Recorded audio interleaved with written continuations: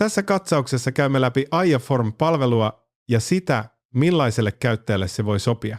Jos etsit verkkopohjaista työkalua, joka liittyy kaupankäyntiin, markkinaseurantaan tai automatisoituun päätöksentekoon, on tärkeää ymmärtää sekä ominaisuudet että riskit ennen kuin teet mitään taloudellista päätöstä.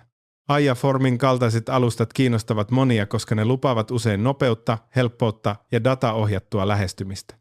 Käytännössä tärkeintä on kuitenkin tarkistaa, miten palvelu toimii, millaista tietoa se hyödyntää ja onko käyttöliittymä selkeä myös aloittelijalle. Myös tuki, läpinäkyvyys ja mahdolliset kulut kannattaa arvioida huolellisesti.